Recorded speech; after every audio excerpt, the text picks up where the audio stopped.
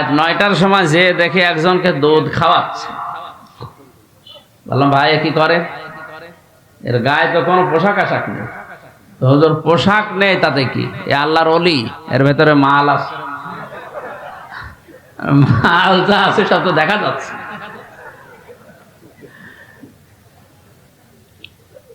এর ভেতরে যদি কোনো মাল থাকে, এ মাল তো সবার আছে, এ মাল সবার নেই, তো ও মাল দেখার দরকার নেই। নতুন কোন মাল যদি থাকে ওইটা দেখা। দেখেন এখানে কোরআনের নিয়ম নীতি থাকলে একটা মানুষ, যেখানে হাঁটুর উপরে কাপড় তোলা একজন পুরুষের জন্য নিষিদ্ধ, হারাম, আর উলঙ্গ হয়ে প্রায় বসে আছে, আর ওরে দুধ খাওয়ায় আর মনে করে আল্লাহর ওলি, এখানে কোরআন আছে? বলেন বলেন। অথচ মানুষ যারা যায় ভালো হওয়ার নিয়তে অনেকে যায়, যে আল্লাহর ওলির দরবারে যাচ্ছে, যাওয়ার পরে দেখা যায় আরো খারাপ হয়। আগে যদি বিড়ি না খেত এখন বিড়ি খায়, আগে গাঁজা খেত না এখন গাঁজা খায়। আগে যদি বিড়ি না খেতেন, যেখানে কোরআন নেই ওখানে গেলে আপনি বিড়ি খাবেন। তার বাস্তব প্রমাণ আমার কুষ্টিয়ার লালনের মাজার। কত মানুষ বিভিন্ন জেলা থেকে যায়, মনে করে যে আল্লাহর ওলি, অথচ কোরআন ওখানে চলে না। কথা বলেন না কেন? ওখানে মন মন গাঁজা পাওয়া যায়। আর অধিকাংশ মানুষ থাকে মানে উল্টা পাল্টা, নারী নিয়ে যা তা করে, এরপরে লাল পানি মানি খায়। মানিত্তাবাআল হুদা বিগাইরিল কোরআন আদাল্লাহুল্লাহ। তাই ভালো করে শুনে, আল্লাহর নবী বলেন, এটা মুসলিম শরীফের হাদিস, কোন মানুষ যদি কোরআন বাদ দিয়ে পৃথিবীর কোন জায়গায় হেদায়েত পাওয়ার জন্য, ভালো হওয়ার জন্য যায়, আল্লাহ নিজে দায়িত্ব নিয়ে তাকে গোমরা বানিয়ে দেয়। আলেম না এখানে? আল্লাহ নবী দল্লা শব্দ দিতে পারতেন, আদাল্লা দিয়েছেন। দল্লা শব্দের শাব্দিক অর্থ হচ্ছে নিজেই নিজেকে পথ ভ্রান্ত করা, নিজেই পথ হারিয়ে ফেলা। আর আদাল্লা শব্দের বাবে ফাআল থেকে আসার কারণে বাংলা অর্থ দাঁড়াবে, আপনি নিজে হয়তো ভালো হওয়ার নিয়তে গিয়েছিলেন, কিন্তু কোরআনে কারিম, কোরআনের কর্মসূচি, কোরআনের নিয়ম নীতি সেখানে ছিল না। এই জন্য আল্লাহ নিজে দায়িত্ব নিয়ে আপনাকে আল্লাহ নিজে আরো খারাপ বানিয়ে দেবে। এই হাদিস থেকে বাস্তব যেটা আমার এই চোখে ধরা পড়ছে, কোরআনে কারিম যেই দলে নেই, কোরআনে কারিম যেই দরবারে নেই, কোরআনে কারিম যেই পীরের কাছে নেই, ওখানে যদি কেউ ভালো হওয়ার নিয়তেও যায়, আল্লাহ নিজে তাকে খারাপ বানাবে। এই জন্য আদাল্লা শব্দ দিয়েছেন। হেদায়েত দেওয়ার একচ্ছত্র মালিকানা নবীজির। কার? বলেন বলেন। তিনি যদি বলেন যে আমি তোকে নিজে গোমরা করে দেব, পথ ভ্রান্ত করে দেব, পথ ভ্রষ্ট করে দেব, কক্সবাজারবাসী বলেন কে আপনাকে হেদায়েত দিয়ে জান্নাতের পথ দেখাবে? বলছে আল্লাহ। আপনি কোন জগতে আছেন? ভালো করে শুনতে বলছি।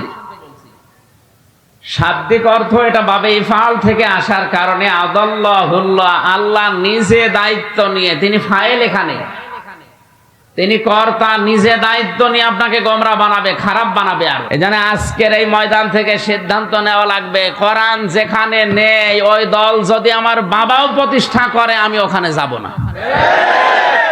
যেই দরবারে কোরআন চলে না ও দরবার যদি আমার বাবার দরবার হয় তারপরও আমি যাব না। যদি যায় আমাকে খারাপ বানিয়ে দেবে কে?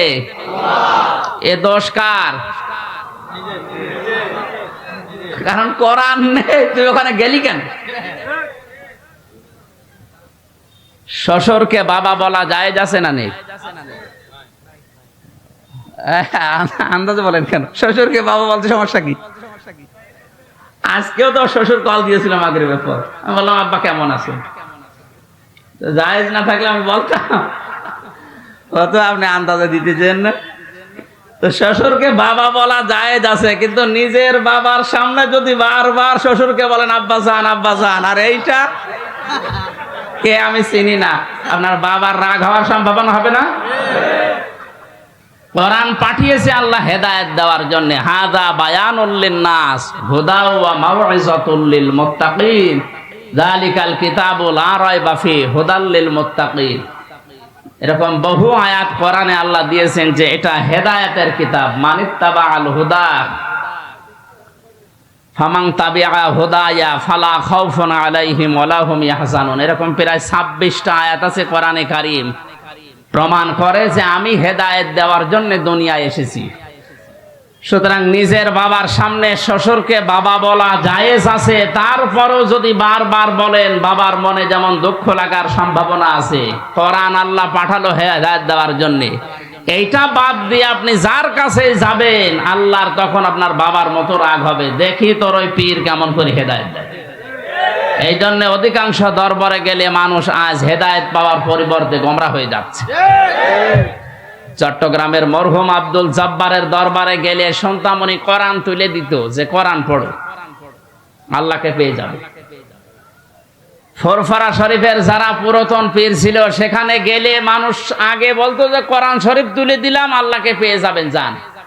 এখন অধিকাংশ দরবারে আর কোরআন তুলে দেয় না, দেয় কি বিভিন্ন নামের জিকির দেয়। আল্লাহর নামে জিকির দিলেও তার সঠিকটা দিলে হয়, সুবহানাল্লাহ, আলহামদুলিল্লাহ, লা ইলাহা ইল্লাল্লাহ, আল্লাহু আকবার, এগুলো দেয় না। এমন জিকির দেয় ও কোরআনেও নেই হাদিসেও সব বানিয়েছে। এই হো হো করে জিকির আছে, সব চিটারি। এই দরবার টিকিয়ে রাখার জন্য নতুন নতুন করে একটা জিকির আবিষ্কার করে। এই ব্রাহ্মণবাড়িয়ার এই লাইনে কিছু মানুষ আছে, এবার আর একটা জিকির আরম্ভ করেছে, এর নাম নাই নিতে পারলাম না, কি জিকির শুরু করেছে দেখেন। সূরা আরাফের 181 নাম্বার আয়াতটা বলছি বাড়ি যেয়ে যারা এই সমস্ত জায়গায় যান একটু মিলানি আয়াত। ওয়ালিল্লাহিল আসমাউল হুসনা ফাদউহু বিহা ওয়া দারুল লাযিনা ইলহিদুনা ফি আসমাই সায়ুজজাউনা মা কানু ইয়ামালুন। জোরে বলেন আল্লাহু আকবার। আল্লাহ পাক বলেন আমার অনেক সুন্দর সুন্দর নাম আছে, যে নামে পারো আমি আল্লাহকে ডাকো। আপনি ইয়া রহমান বলে ডাক দেন, অসুবিধা নেই। ইয়া খালেক বলে ডাক দেন, অসুবিধা নেই। কিন্তু সাবধান, আমি আল্লাহর নামকে উলট পালট করে এলহাদ করে আমার নামকে পরিবর্ধন করে কাটছাট করে তোমরা ডেকো না। কে বলছেন বলেন তো? আল্লাহর এই ওয়াজ শোনার পরেও যদি কেউ হো হো ইয়ালি বাবা, শালি বাবা, বিভিন্ন বাবার নামে জিকির করে, ও হেদায়েত পাওয়ার পরিবর্তে আল্লাহ ওরে নিজে আরো গোমরা করে দেবে। সুতরাং সিদ্ধান্ত যদি নিতে পারেন যে আজকের তাফসীর থেকে যেটা শুনবো আমি মেনে নেব, তাহলে কোরআন আপনাকে পথ দেখাতে পারে। সে ক্ষমতা কোরআনের আছে না? কোরআনে ক্ষমতা নেই? আর যদি আপনার এরকম সিদ্ধান্ত হয় যা শুনি এক কান দিয়ে শুনবো আর এক কান দিয়ে বের করে দেব, কিয়ামত পর্যন্ত এখানে ওয়াজ হলেও আপনার কিছু হবে না। এরকম ওয়াজ শোনার জন্য এসেছেন না? আমরা ঈমানকে যেহেতু পরিপূর্ণ করে নিতে চাই, কয়টা কথা বলেছিলাম? জবান খুলে বলেন কয়টা? খুব ভালো করে মিলান। আপনার ঈমান আসলে পরিপূর্ণ হচ্ছে না, আরো ঈমান ধ্বংস হয়ে যাচ্ছে। আল্লাহর নবী বলেন মান আহাব্বা লিল্লাহ, কেউ যদি তার ঈমানকে পরিপূর্ণ করে নিতে চায়, সে যাকে ভালোবাসবে সেটা যেন আল্লাহর জন্য বাসে, দুনিয়ার কোনো স্বার্থ পাওয়ার জন্য না, দুনিয়ায় কোনো নামের জন্য না, ভাইরাল হওয়ার জন্য না। সে শুধু ভালোবাসবে কাউকে। কার জন্যে? আমাদের আজ এই যাচ্ছে, আমরা আল্লাহর জন্য কাউকে ভালোবাসতে পারছি না। ওয়াবাগাদা লিল্লাহ, কাউকে যদি কেউ ঘৃণা করে, কাউকে যদি কেউ ছেড়ে দিতে চায়, সে যেন অবশ্যই আল্লাহর জন্য ছেড়ে দেয়। আপনি যদি কোনো মানুষকে ছেড়ে দিতে চান, বন্ধুত্ব ছিল 20 বছরের, এখন আর রাখতে পারছেন না, দেখবেন এই লোকটা আল্লাহ রাসূলের বিরুদ্ধে গেছে, এই জন্য আমি আর ওর সাথে নেই। আজ 50 বছরে দলে আছি, কিন্তু এখন দেখি এটা কোরআন হাদিসের বাইরে।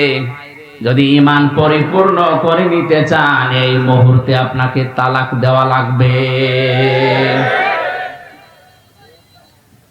ওয়া তাআ লিল্লাহ, কাউকে কিছু যদি দেন, দান করেন, হাদিয়াও দেন, এটা শুধু আল্লাহর জন্য দেওয়া লাগবে। আজ আমরা অনেক কিছু দিতেছি, দান করছি, কিন্তু সব দলীয়করণ এই লাইনে চলে গেছে। আমি যে ঈমান পরিপূর্ণ করে নেওয়ার জন্য আল্লাহর জন্য দেব, এই মন মানসিকতা আমাদের নষ্ট হয়ে যাচ্ছে। অমানা আলিল্লাহ, আপনি যদি নিষেধ করেন কাউকে দিতে, কাউকে দেবেন না, এটাও হওয়া লাগবে শুধুমাত্র আল্লাহর জন্যে। নবীজি বলেন কথাগুলো যদিও ছোট ছোট, এই চারটা কথা যাদের মগজ আছে মাথায়, তামাম দুনিয়া দেখবেন এর ভেতরে লুকিয়ে আছে। আমার তো মনে হয় এই চারটা কথায় নবীজি যা জানাতে চেয়েছেন, আমার যতদিন হায়াত আল্লাহ দিয়েছেন, আমি এই চারটা পয়েন্টের উপরে যদি কথা বলি আমার জীবনই শেষ হয়ে যাবে। সব এর ভেতরে আছে। আপনি কাউকে ভালোবাসবেন আল্লাহর জন্যে, কাউকে ঘৃণা করবেন আল্লাহর জন্যে, কাউকে দান করবেন আল্লাহর জন্যে, দান করা থেকে বিরত থাকবেন আল্লাহর জন্যে, তাহলে দুনিয়ার থাকে কি? এই চারটা গুণ যদি কেউ অর্জন করে, নবীজি বলেন ফাকাদ ইস্তাকমালাল ঈমান। এই আরবি গ্রামার যারা জানে, ফা ব্যবহার হয় 19টা অর্থে। কয়টা? এর 13 নাম্বার কায়দাতে আছে, বালাগাত মান থেকে দেখবেন। এই ফা ব্যবহার করার নিয়ম হচ্ছে, আগের যে বর্ণনা নবীজি করছিলেন বা আপনি করছিলেন, এই কথাগুলো যদি কেউ মেনে নেয়, তাহলে পরের কথায় ফা দিয়ে গ্যারান্টি দেওয়া হচ্ছে। এরপরে আবার কদ আছে, কদ মানে নিশ্চয়, অবশ্যই। নবীজি বলেন ফাকাদ ইস্তাকমালাল ঈমান। এই চারটি গুণ যদি কেউ দুনিয়ায় অর্জন করে, ও যেন ওর ঈমানকে পরিপূর্ণ করে নিল। জোরে বলেন আল্লাহু আকবার। আমি সহ যারা শুনলাম, এখন থেকে এই হাদিসটার উপরে যেন আমল করতে পারি। নবীজি আল্লাহ তাওফিক দিন। জোরে বলেন আমিন। হে নবী, কোরআনকে আমি বর্ণনা, বক্তব্য, উপদেশ হিসাবে জীবিত মানুষদের জন্য দিয়েছি।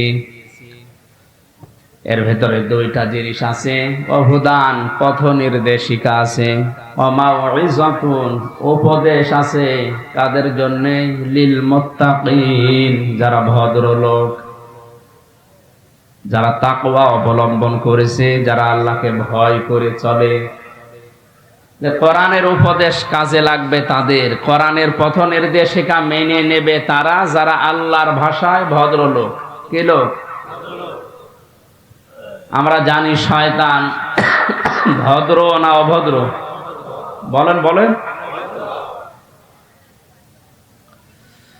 হযরত আদম নবীকে আল্লাহ যখন সৃষ্টি করলে, 60 হাত লম্বা, 36 থেকে 40 হাত প্রায় মোটা, সেজদা দিতে বলেছিলেন। ফেরেশতারা সবাই এক বাক্যে রাজি ছিল। রাজি ছিল না শুধুমাত্র ইবলিস, শয়তান। ওর 950 বছর ইবাদতের কারণে আল্লাহর উপরে খুশি ছিলেন। শেষ পর্যন্ত গোলামত বানিয়ে বলেছিলেন, শুধু মাথাটা নিচু করো, এইটাই সেজদা হিসাবে ধরে নেওয়া হবে। ও মাথা না দিয়ে আগে লাগিয়েছে পা।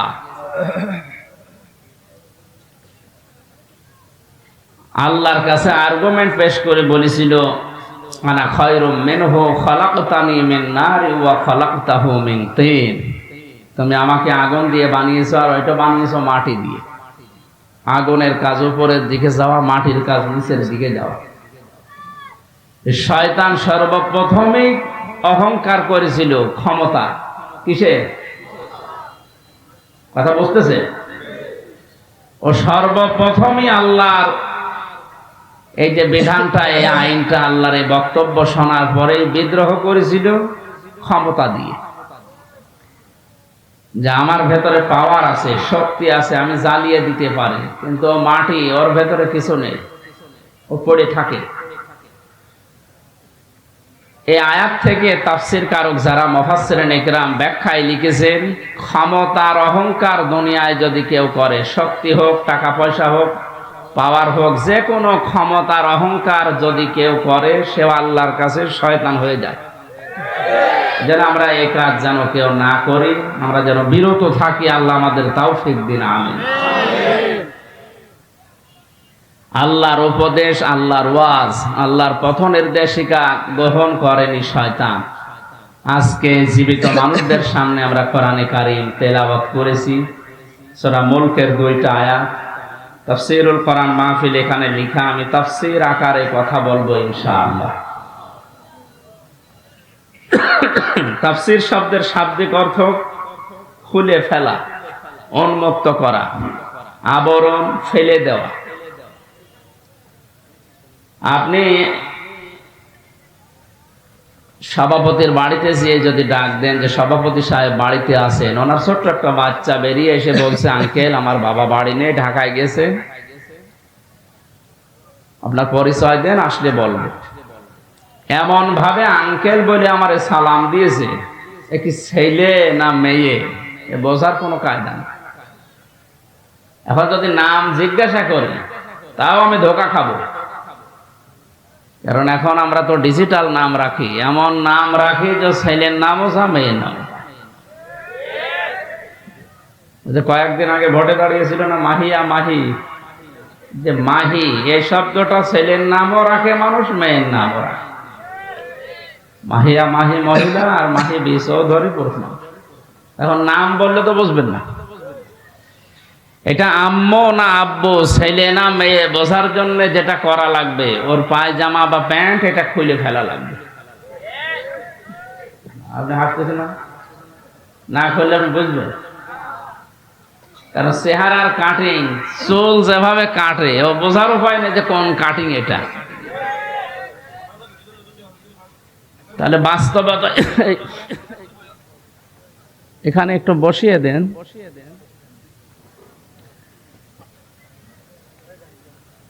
তাহলে এর যে আবরণ দেওয়া আছে পায়জামা প্যান্ট লুঙ্গি যাই বলেন, এটা যদি খুলে ফেলেন এবার আপনি টের পাবেন যে এটা ছেলে না মেয়ে, আম্মু না আব্বু। কথা বলেন ঠিক কিনা?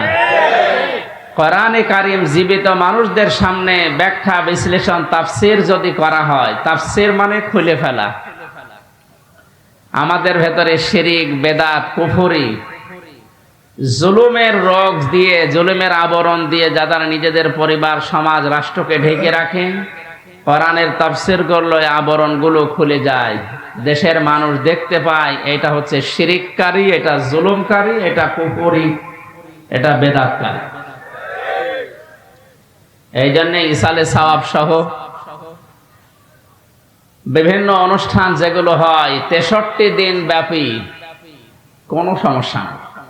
খালি ঝামেলা হয় তাফসীরুল কোরআন মাহফিল লিখলে, কারণ জানে যে তাফসীর মাহফিল করলে আমি যে শিরিকের, যে জুলুমের, যে কুফরের আবরণ দিয়ে ঢেকে অন্তত চলাফেরা করছে এ খুলে যাবে। মানুষ তখন বুঝবে এই তো 2 নাম্বার। এই জন্য ঝামেলা। তারপরে এটা না লিখে ওয়াজ মাহফিল লিখে দিতেন। আল্লাহ কোরআনে যে ওয়াজগুলো দিয়েছেন আমরা ওয়াজ করতাম। তাফসীরুল কোরআন মাহফিল লিখেছেন, সুতরাং আমাকে এই পোস্টার অনুযায়ী অন্তত তাফসীর করা লাগছে। আল্লাহ যেন আমাকে তৌফিক দেন, হেদায়েতমূলক কিছু কথা বলার, আপনাদেরকে শোনার তৌফিক দেন। জোরে বলেন আমিন। আমরা নবীর একটা হাদিস পড়েছিলাম। বিশ্ব নবী বলেন, কেউ যদি তার নিজের ঈমানকে পরিপূর্ণ করে নিতে চায়, কিয়ামতে সবচাইতে বেশি কাজে লাগবে যেটা, তার নাম ঈমান। তার নাম কি? আমাদের ঈমানকে যদি আমরা কমপ্লিট করে পুরাপুরি করে আল্লাহর কাছে যেতে চাই, 4টা কাজ দুনিয়ায় করা লাগবে। কয়টা কাজ? আপনি মিলান তো, আপনি ঈমান পরিপূর্ণ করার জন্য এই 4টা কাজ করছেন কিনা। আন আবি উমামা রাদিয়াল্লাহু তাআলা আনহু قال قال النبي صلى الله عليه وسلم من أحب لله وأبغض لله ومنع لله وأطاع لله فقد استكمل الإيمان। 2টা হাদিসে আছে, বুখারী শরীফ, ইবনে মাজাহ শরীফ। আমি কথা ঘন্টাখানিক বলবো, তো শিক্ষামূলক কথা যেহেতু একটু চিন্তা ভাবনা নিয়ে শুনবে, আর যেটা শুনবেন ওই মুহূর্ত থেকেই যেন বাস্তব জীবনে প্র্যাকটিক্যাল লাইফে আমল করতে পারি এই নিয়ত করে শুনবেন। এইটাই যদি রাজি থাকেন তাহলে হাত তোলেন, লিল্লাহে তাকবীর। অনেকে হাত তোলেনি, ঠিক আছে, অসুবিধা নেই, না মানলে আমি আর কি করব। বলিল হাক্কু মির রাব্বিকুম ফামান শাআ ফালিউমিন ওয়া মান শাআ ফালিয়াকফুর। হে নবী, আপনি হক কথাগুলো বলেন, যার ইচ্ছা হয় সে মানুক, যার ইচ্ছা হয় সে কুফরি করুক। ইন্না আতাদনা লিয-যালিমিনা নারা, জালেমদের জন্য আমি আগুন তৈরি করে রেখেছি। সুতরাং আমার দায়িত্ব হচ্ছে সঠিক কথাগুলো সঠিকভাবে তুলে ধরা, আর আপনার দায়িত্ব হচ্ছে ওই কথাগুলো নিয়ে বাড়ি যেয়ে চিন্তা ভাবনা করা। লাস্তা আলাইহিম বিমুসাইতির, হে নবী, আপনাকে আমি দারোগা পুলিশ করে দুনিয়ায় পাঠাইনি যে মানুষ পিটিয়ে হেদায়েত করা লাগবে, অত দরকার নেই। আমার যতটুকু দায়িত্ব আছে আমি পৌঁছিয়ে দেব। সেই কুষ্টিয়া থেকে এসেছি কোরআনের দাওয়াত নিয়ে হেদায়েতমূলক কথা বলতে। আল্লাহ কপালে যদি হেদায়েত দিয়ে থাকেন আপনি ধন্য। আর যদি আপনার মন মানসিকতা কোরআন থেকে হেদায়েত নেওয়ার মতো না থাকে, আল্লাহ জোর করে আপনাকে আল্লাহর ওলি বানাবে, আল্লাহর অত দায় পড়ে। বিশরে হাফি আবুল বাশারের কথা আমি পড়েছি ইতিহাসে। লোকটা মদখোর ছিল, জেনা ব্যভিচার করে বেড়াচ্ছে, বন্ধুদের সাথে যাচ্ছিল। হঠাৎ বিসমিল্লাহির রহমানির রহিম লেখা একটা কাগজ পেয়েছে। কাগজটা হাতে নিয়েই বারবার চমা খায়, শুধু আরবি লেখা। এই কারণে বন্ধুদেরকে ডাক দিয়ে বললেন, যাও তোমরা মদের আড্ডাখানায় যাও, ফার্স্ট কোয়ার্টারে যাও, আজকে আমি আর যাব না। দৌড় দিয়ে বাড়িতে গিয়ে মাকে ডাক দিয়ে বলে, মা দেখেন তো এই কাগজের ভেতরে কার নাম লেখা, আমি তো পড়তে পারি না, মনে হচ্ছে আরবিতে লেখা। মা কোরআনে কারীম পড়তে পারত, কাগজ হাতে নিয়ে দেখে লেখা বিসমিল্লাহির রহমানির রহিম। 19টা অক্ষর আছে আয়াতের ভেতরে। কোন মানুষ যদি সওয়াবের নিয়তে একবার বিসমিল্লাহ পড়ে 190টা নাকি আল্লাহ সঙ্গে সঙ্গে লিখে দেন। আমাদের সম্পর্ক বিসমিল্লাহর সাথে। কিসের সাথে? বিসমিল্লাহর বাইরে যদি কারো সম্পর্ক থাকে, আপনি তার সাথে সম্পর্ক রাখলে মরবেন। বাশারের মা চোখের পানি ফেলে দিয়ে ডাক দিয়ে বলে, রব্বুল আলামিন, তুমি কি আমার বাশারকে কবুল করেছো নাকি? বলে, কোথায় পেলে কাগজ? পথের মাঝে চলতে গিয়ে পেয়েছি। কি লেখা আছে? বাশারের মা বলে, বাবা এর ভেতরে তোমার ওই প্রভুর নাম লেখা আছে যিনি তোমাকে বানিয়েছেন। আল্লাহর 3টা নাম লেখা। বাশার ডাক দিয়ে বলে, মা আমার আল্লাহর নাম, আমার সৃষ্টিকর্তার নাম এখানে লেখা, কোথায় রাখলে সম্মান বাড়বে বলেন তো? মদ খেতে যাওয়া, জেনা করতে যাওয়া যে টাকাগুলো আজকে আমি আর খরচ করিনি, এই টাকা আজকে আমি আর মদ খেতে যাব না। বাজারে গিয়ে মখমলের কাপড় কিনেছে, আল্লাহর এই 3টি নাম করে সুন্দর করে বেঁধেছে, মাথার উপরে রেখে সারাদিন তাকে রেখে সারা রাত পাহারা দিচ্ছে। আল্লাহর নাম কেউ যেন ক্ষতি করতে না পারে। হঠাৎ তার ঘুম এসে গেছে। ঘুমের ভেতরে কে যেন ডাক দিয়ে বলছে, বাশার, পথের মাঝখান থেকে তুলে এনে আমার নামকে যেভাবে সম্মান দিলে, আমিও তোমার নামকে আজকে সাধারণ মানুষের ভেতরে আর না, আমার বিশেষ বিশেষ বান্দাদের সাথে আমার কোরআনে কারিমের আয়াতকে সম্মান দেওয়ার কারণে তোমার নামটা আমার বিশেষ বান্দাদের সাথে লিখে দিলাম। শুধুমাত্র বিসমিল্লাহ শরীরকে সম্মান দেওয়ার কারণে মহান আল্লাহ তার এই মনের দিকে তাকিয়ে কোরআনে কারিমের মাধ্যমে তার হেদায়েত দিয়ে এমন জায়গায় পৌঁছিয়েছিলেন, বাশার বিশরে হাফি তিনি মস্ত বড় আল্লাহর ওলি পর্যন্ত হয়েছিলেন। আজ এই ময়দানে যারা কোরআনে কারিম আমরা শুনতে এসেছি, আপনার যদি মন তৈরি না হয় যে আমি ভালো হব, কোরআন থেকে হেদায়েত নেব, আর আল্লাহ জোর করে আপনাকে হেদায়েত দেবে, আমার আল্লাহর অত দায় পড়ে না।